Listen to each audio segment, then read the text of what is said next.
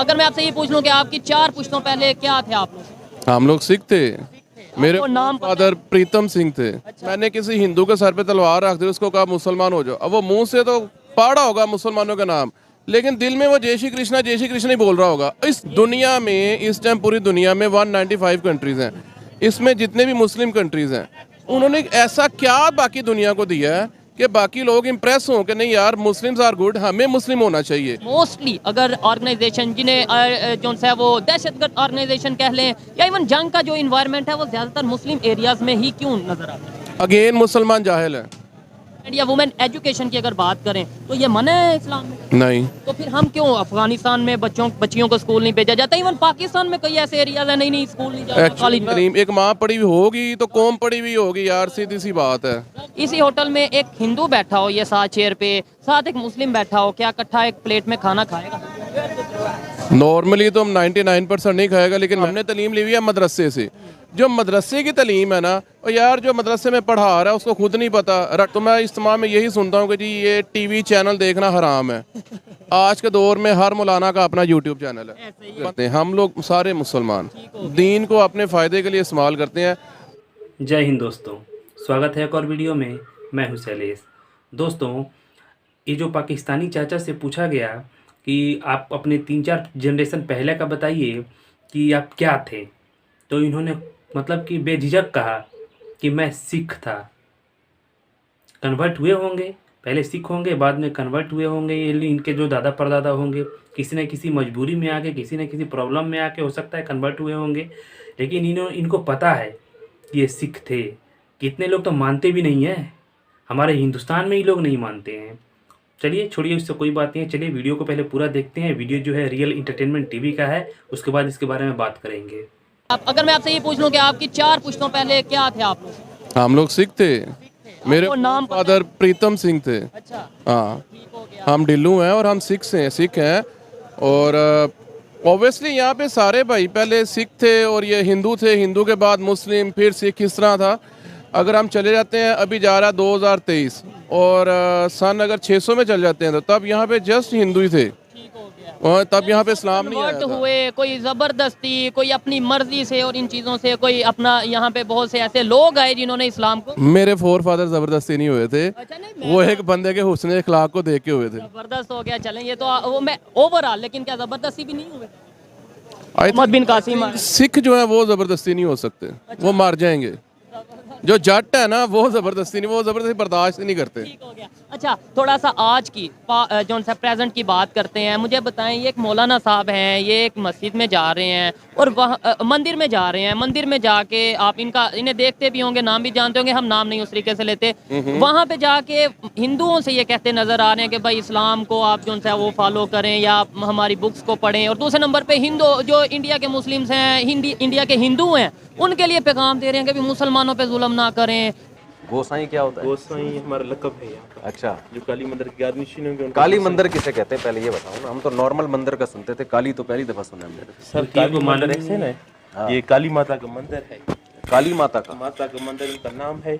उनके नाम से ये मंदिर। काली माता क्या होता है? बस यही काली माता नाम है। घंटों को कुछ मालूम इसका नहीं नाम है? हमारी देवी देवता जो हुए हैं ना। अच्छा, उन देवी। तो आप तो पठान लग रहे हैं, बिल्कुल गोरे चिट्टे। नहीं तो सर हम तो जो मैंने अपनी जिंदगी में हिंदू देखे वो तो थोड़े ब्लैक से देखे हैं।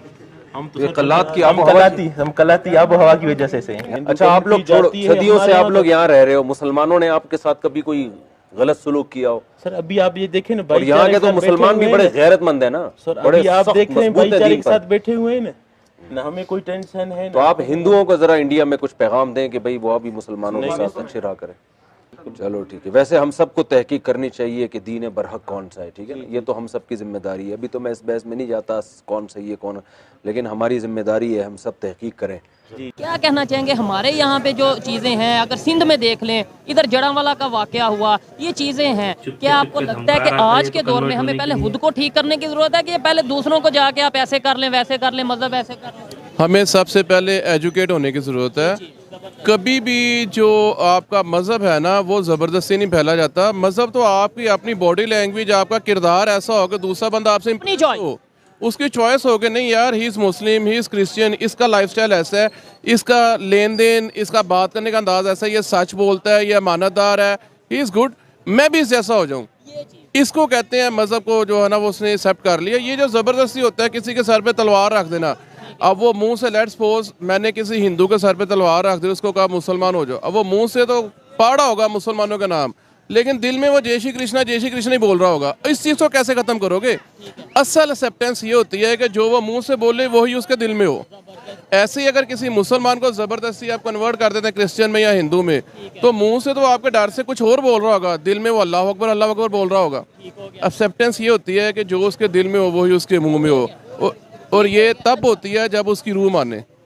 को एग्जिस्टेंस कब हो सकती है? ये तो हम इस चीज़ की तरफ आते ही नहीं कि भाई उसे एक्सेप्ट करना चाहिए या हमें एक्सेप्ट करना चाहिए। जो मेरा ये मानना है, हर एक की अपनी अपनी ओपिनियन, आपकी अपनी, कि जो जिस मज़हब में है हमें रिस्पेक्ट करनी चाहिए। लेकिन पाकिस्तान में हम कैसे ऐसा एक इन्वायरमेंट बना सकते हैं कि दूसरों को जाके जो है वो मतलब ये है कि इस तरीके से बातें करने के आप ऐसे कर लो। दानिश कनेरिया ने प्रॉपर बोला कि मुझे जी शायद अफरीदी कहते थे, शायद आपने सुना हो कि भाई मज़हब चेंज कर लो, आप मुसलमान हो जो, ये हो जो। क्या इस लेवल पे हम ये चीज़ें करेंगे? इंटरनेशनल लेवल पे क्या इमेज? इंटरनेशनल लेवल पे जो हमारा आगे इमेज एक फजूल से अभी भी वही होगा। एक्चुअली यार हमें एजुकेशन की ज़रूरत है। बात है सीधी सी, हम लोग चले जाते हैं दूसरे को कि जी आप भी मुसलमान हो जाएं, उसको हम क्या दिखाएंगे? मैं ही हूँ, मैं आपको कहता हूँ यार आप मुसलमान हो जाओ, मैं आपको क्या प्रेजेंट करूँ? दुनिया में इस टाइम पूरी दुनिया में 195 कंट्रीज़ हैं, इसमें जितने भी मुस्लिम कंट्रीज़ हैं उन्होंने ऐसा क्या बाकी दुनिया को दिया है कि बाकी लोग इम्प्रेस हों कि नहीं यार मुस्लिम्स आर गुड, हमें मुस्लिम होना चाहिए। मुझे बताएं, हमें ज़मीन से तेल मिला, वो हम दुनिया को बेच रहे हैं। क्या हमने बाकी दुनिया को कोई एजुकेशन दी, कोई टेक्नोलॉजी दी? ठीक है, वो भी अंग्रेज़ों, हाँ तेल भी जो वहाँ से निकला था वो अंग्रेज़ों ने ही निकाला था, बट सरजमीन तो मुस्लिम्स की थी ना, उस पर हाकिम तो मुस्लिम्स थे। हमने बाकी दुनिया को, मुझे नहीं समझ आती कि कुछ चीज़ दी हो, अनफॉर्चुनेटली।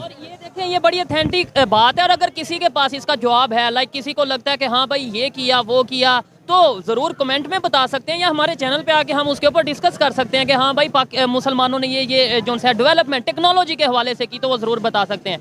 पूरी दुनिया में आपने इस्लामिक कंट्रीज़ की बात की, मुझे बताएं मोस्टली अगर ऑर्गेनाइजेशन जिन्हें जो है वो दहशतगर्द ऑर्गेनाइजेशन कह लें या इवन जंग का जो इन्वायरमेंट है वो ज़्यादातर मुस्लिम एरियाज़ में ही क्यों नज़र आता है? वो पहले तो ये बताएं, नज़र आता है? ये मेरी बात ठीक है? आता है। ठीक है, क्यों, क्या इसकी वजह? अगेन मुसलमान जाहिल है सारे पूरी दुनिया के, तो हाँ कितने को स्कॉलर्स हैं मुस्लिम्स में, सिंपल सी बात। सख्त बात कर रहे हैं आप। और सर मैं 100% सख्त कर रहा हूँ। हमारे दीन में है जहाद करो, उस जहाद को हम लोग पॉलिश कर करके इस तरह बयान करते हैं कि बस ठीक है सारे काम छो, बम चुको तो नस पवो। अरे यार पहले आप खुद तो अपने आप को स्टेबल कर लो पहले। नफ्स के साथ आप देखो ना हमारे दीन में ये भी है कि इल्म हासिल करो, वो क्यों नहीं करते हम? माँ जब से पैदा होते हुए वहाँ से लेके मरने तक आप इल्म हासिल करो, चाहे आपको चीन जाना पड़े वहाँ तक इल्म हासिल करो, उसको हम पॉलिश नहीं करते। एक जहाद को पॉलिश करी जाते हैं।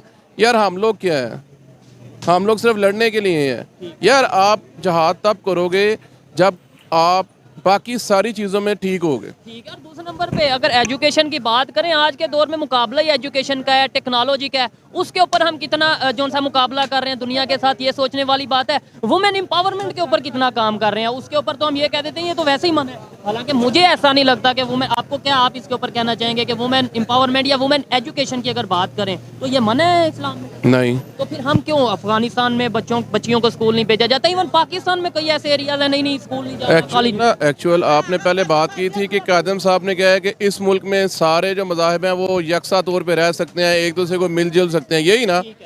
हम लोग मुस्लिम्स हैं और मुस्लिम्स के अंदर इतने फ़िरके हो गए हैं कि हम एक फ़िरका दूसरे फ़िरके की तरफ नहीं जा सके, इवन दो दोनों ही मुस्लिम्स हैं। अब ये कुछ एक्सट्रीमिस्ट फ़िरके हैं जो डरा के रखते हैं, और वो बोलते हैं कि नहीं बोलना नहीं है, मौलाना साहब इन्होंने बोल दिया, जो फतवा लग गया, इनका ऑर्डर है, इसको आपने जो है ना करना ही करना है, उस पर इम्प्लीमेंट। वो लोग जो है ना तलीम के खिलाफ हैं, वरना तो यार लेडीज़ की तलीम, एक माँ पढ़ी हुई होगी तो कौम पढ़ी हुई होगी यार, सीधी सी बात है।